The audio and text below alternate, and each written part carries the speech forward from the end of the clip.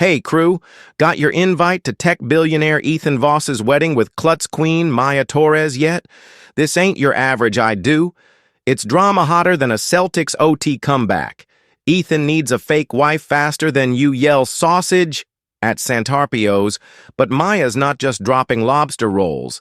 She's hiding secrets bigger than the Charles River.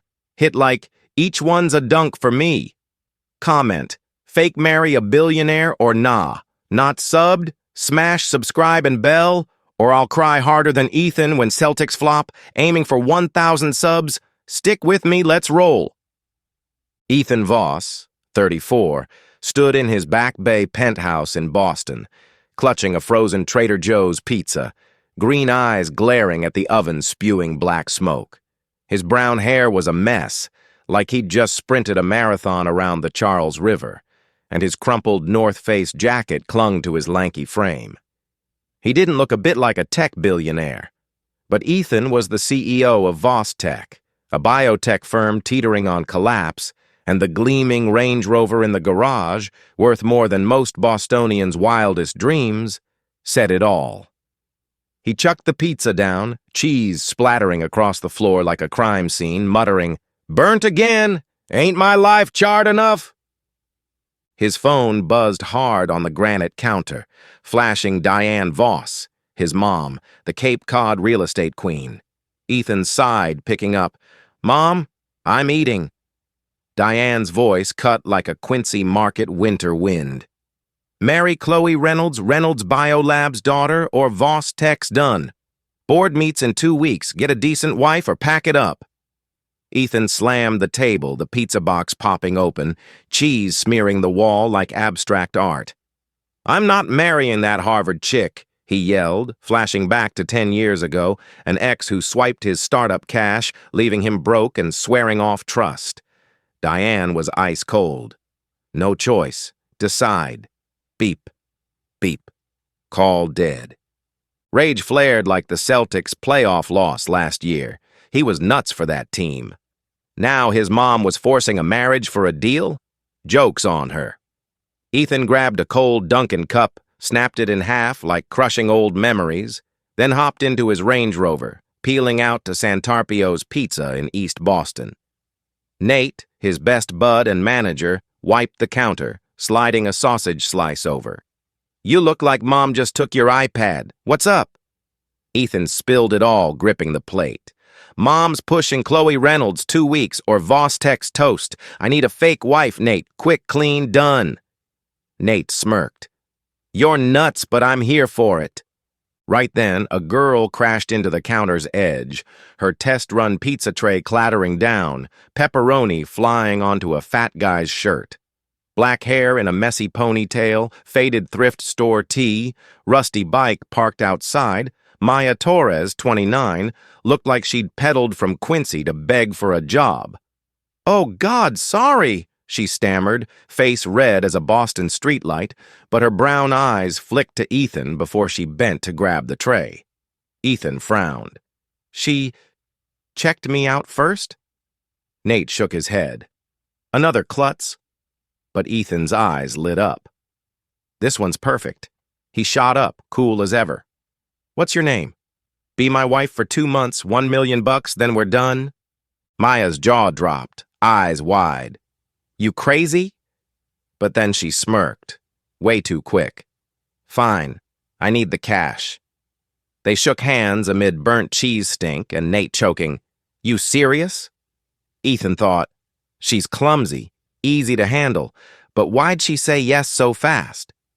Maya glanced at him, tightening her grip on her beat-up backpack, thinking, this guy's smug, but he's the one I've got my eye on. The fat guy wiped his shirt, grumbling, "Kids these days are nuts." Ethan caught Maya's sly lip twitch, not just embarrassment, but like she knew something he didn't. Ethan Voss roared his Range Rover down Highway 93, the cold Cape Cod wind whipping through the window, tossing his messy brown hair like he'd just run a Celtics halftime show without a cap. In the passenger seat, Maya Torres clutched her beat-up backpack, brown eyes wide as saucers. "What kind of driving is this? You want me to puke on your seats?" Ethan shot her a glance, smirking. Don't kick my chair, Torres, and we're good. They were barreling toward a small wooden chapel by the Cape Cod coast. No flowers, no guests, just crashing waves and that salty New England vibe. The fake wedding had to be fast, tight, done. Ethan couldn't let his mom Diane sniff out trouble before the board meeting, especially after Maya's suspiciously quick yes at Santarpio's. She's weird, he thought, gripping the wheel. The chapel loomed into view, its faded shingles glinting in the afternoon sun. Ethan parked, yanking Maya out. "Let's go. 10 minutes and we're out of here." She shuffled after him, her ratty flip-flops clacking on gravel, hauling a crumpled white Goodwill dress. "You sure know how to sweep a girl off her feet?" Ethan shrugged, shoving the door open. An old pastor, glasses thick as bottle bottoms, eyed them like they were tax dodgers. "Wedding? Papers?" Ethan shoved the license over, glancing at his watch. But Maya dropped her backpack. An old photo slipped out. Her with a blonde guy who looked like a Voss Tech engineer Ethan had fired years back. He frowned. "Who's that?" She snatched it up, dodging. "Just an old friend from Quincy." Ethan froze, thinking, "Old friend? Why does he look like that guy?" The ceremony kicked off, short as a Duncan radio ad. The pastor mumbled cliches, Ethan nodded it away while Maya kept stealing looks at the chunky gold ring he pulled from Shreve, Crump, and Lowe. It sparkled like the Prudential Tower. "This could buy my whole trailer park," she gaped. Ethan deadpanned. Voss doesn't do cheap. When it hit Kiss the Bride, they both stalled. Ethan leaned in for a quick peck, but Maya moved closer. Not clumsy like he'd figured. She kissed him deep, lips soft and deliberate, stretching it to 3 seconds. A jolt shot down Ethan's spine like a Celtics buzzer beater. He jerked back, face flaming. "What was that?" She grinned, cool as hell. "All done, right?" Ethan turned away, coughing. "Done. Let's go." But thought, she's trying to throw me off? Back at Back Bay, night had fallen hard. Ethan shoved Maya into the penthouse, tossing keys on the table. "Stay here, don't wreck stuff." He grabbed his iPad, sneaking a background check. Maya Torres, 29, ex-janitor at the Charles River Protection Group. Ethan froze. That's where Reynolds Biolabs planned Voss Tech's new lab. He stormed the living room, barking, "You a green spy? Working for those hippies?" Maya, pouring Brita water, flinched, splashing her shirt. "What? I mopped floors, not some superhero." Ethan jabbed a finger. "Don't play dumb. Who's in that photo?" She snapped back.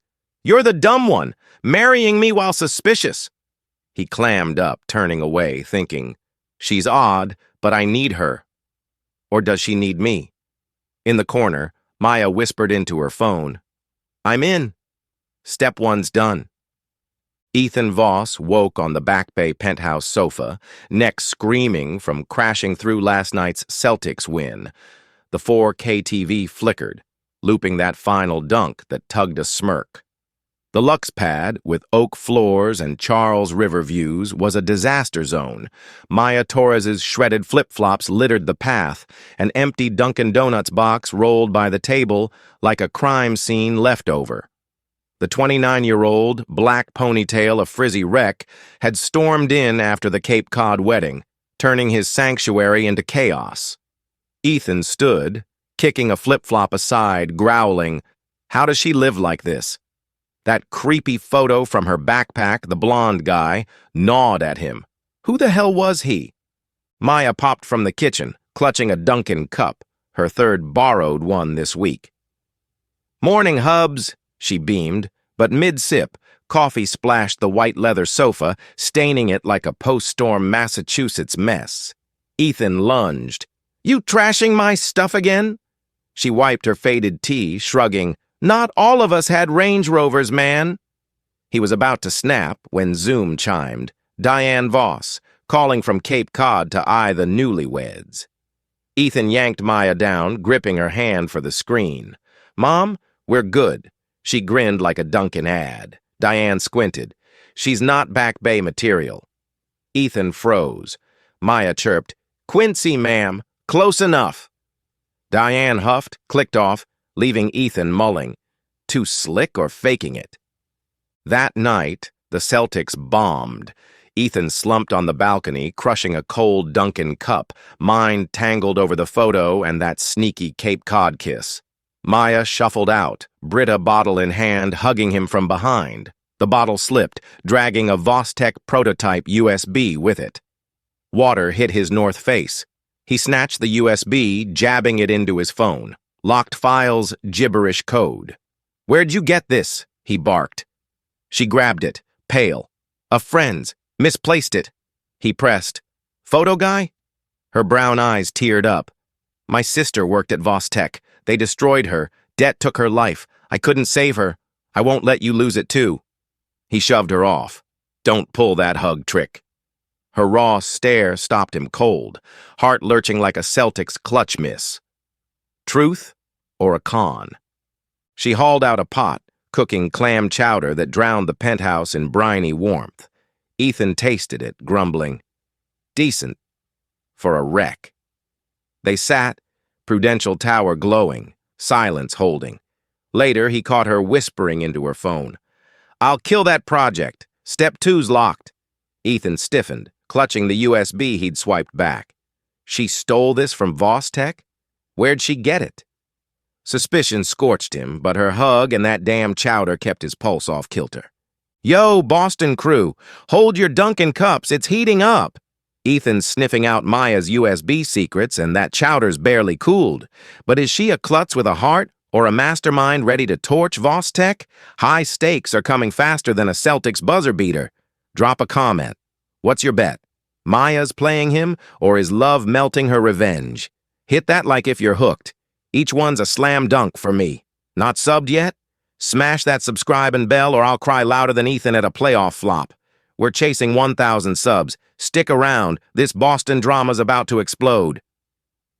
Ethan Voss stood amid the Voss bash at Seaport District, Boston, neon lights glinting off his fresh north face. First time ditching the hoodie to fake CEO for investors, partners, and Diane's icy stare from the corner. Maya Torres hustled in the pop-up kitchen, ponytail of frizzy chaos, waving lobster rolls at Reynolds Biolab's CEO. "Try it! Top's Dunkin'!" The old guy raved, making Ethan glance, heart jumping like a Celtics overtime slam. Klutz.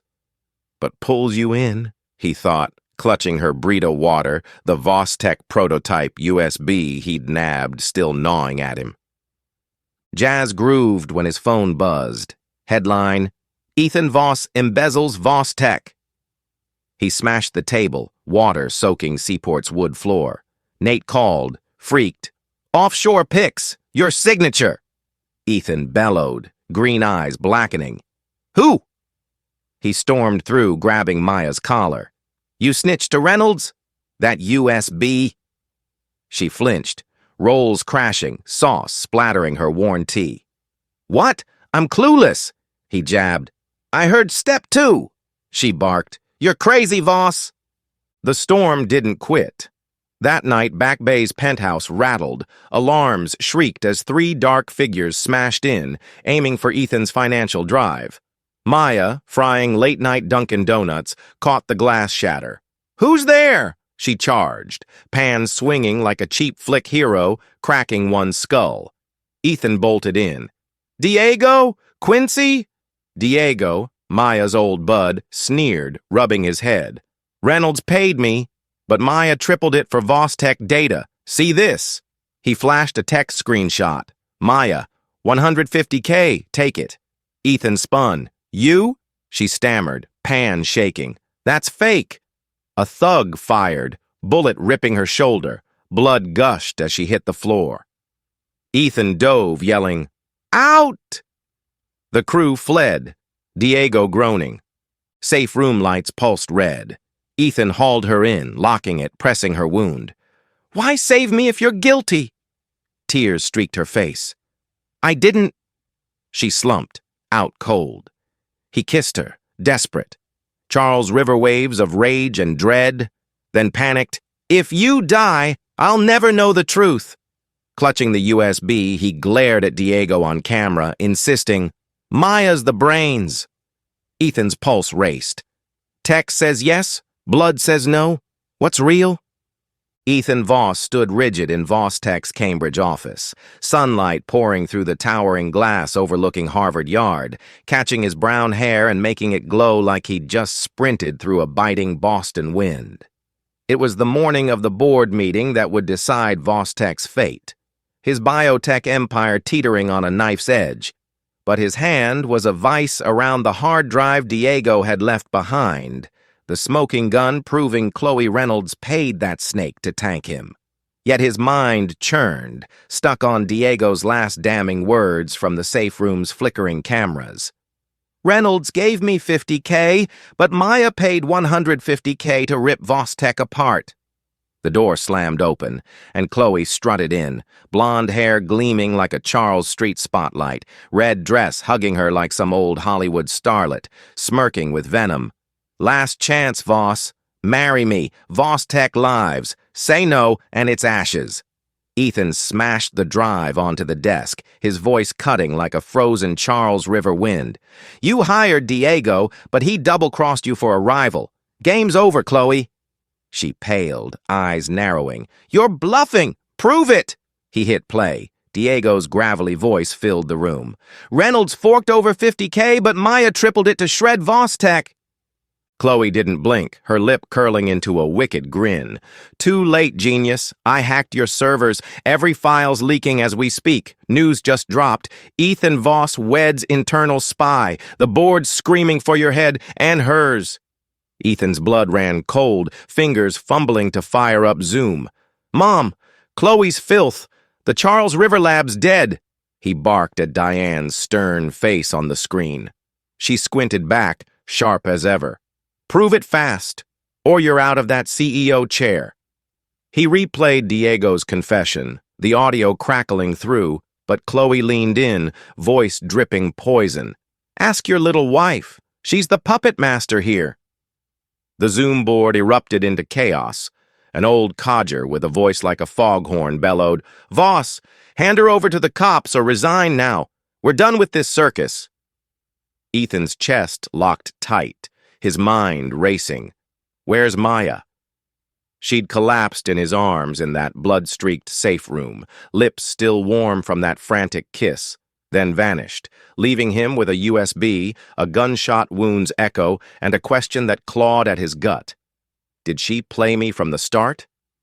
He bolted for his Range Rover, tires screeching as he tore toward Quincy, Nate's tip ringing in his ears. "She's been around the trailers." Boston's gray sky loomed heavy as Ethan screeched to a stop by the Charles River. He spotted her in a ramshackle tent, shoulder wrapped in a sloppy bandage, surrounded by scrappy kids twisting Dunkin' cans into makeshift batteries. She froze when she saw him, a can clattering to the dirt. "What are you doing here?" Ethan stormed over, voice low and raw. "What are you hiding, Torres?" "Diego's got texts. You paid triple to burn Vostek to the ground."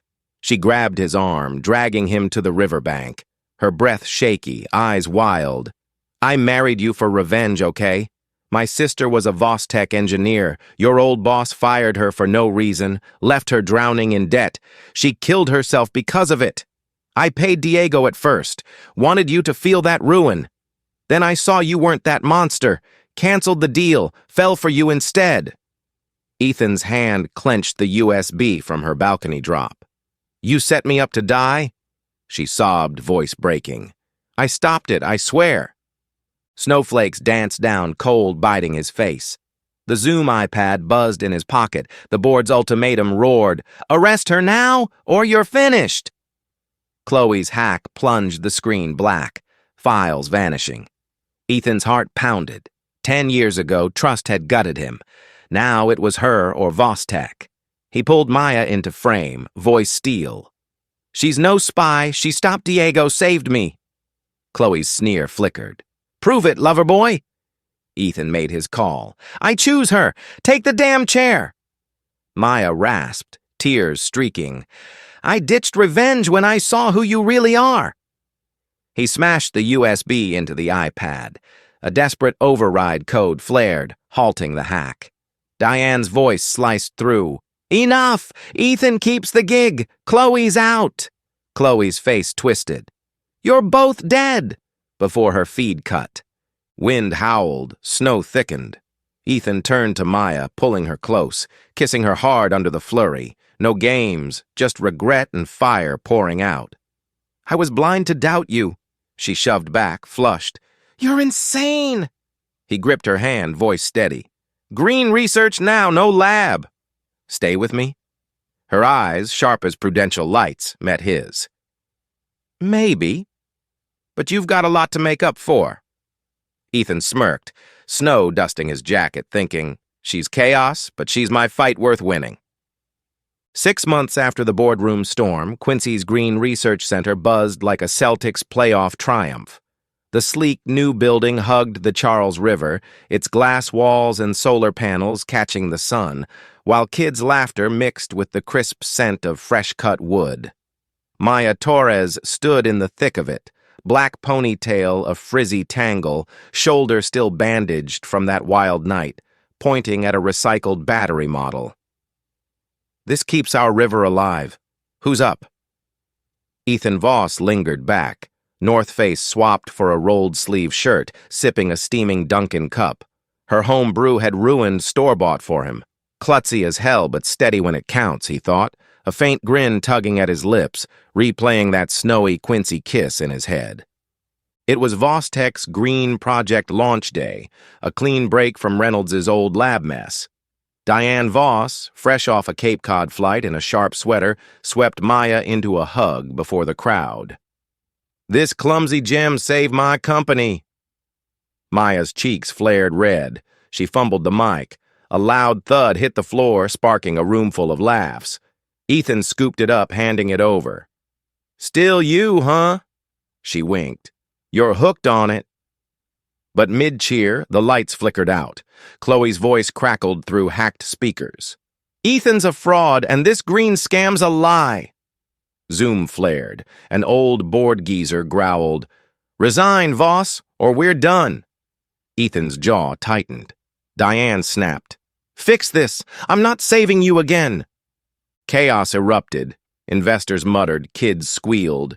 Ethan grabbed Maya, racing to the control desk. She's back. Maya nodded, digging out the Vostech prototype USB from Part 3. I've got this! She jammed it into the laptop, fingers flying. Data surged, countering Chloe's leak with green projections. Double the old lab's revenue, rock-solid proof. Lights snapped on. Chloe's face froze on screen. You little... Maya cut her off. Game's up, Blondie, get lost! The board guy blinked, then grunted. Ethan's clear. Diane stepped in, smirking.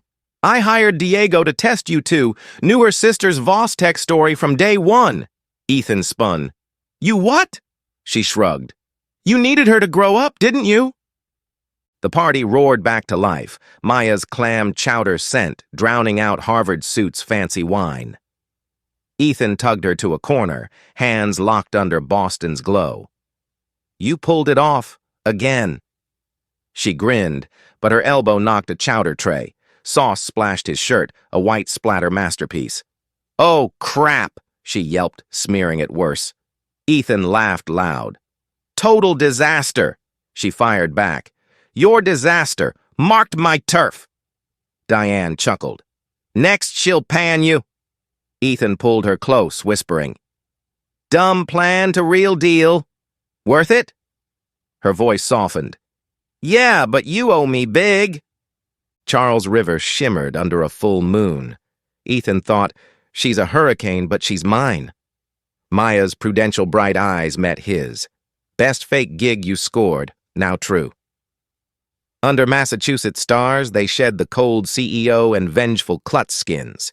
Just Ethan and Maya, fitting together through smoke, spills, and a future they'd fight for. Hey, Boston crew, curtains down, but it's stickier than chowder on a shirt. Ethan and Maya went from fake vows to real love, surviving drama hotter than a Celtics playoff run. What's your take? Drop a comment. Cute couple? Or does Ethan still owe Maya a fat apology? Hit like if you loved the end. Each one's a dunk for me. Not subbed? Smash that subscribe and bell, or I'll cry louder than Ethan losing his CEO gig. Past 1,000 subs yet? Stick with me. More Boston Tales tastier than lobster rolls are coming your way.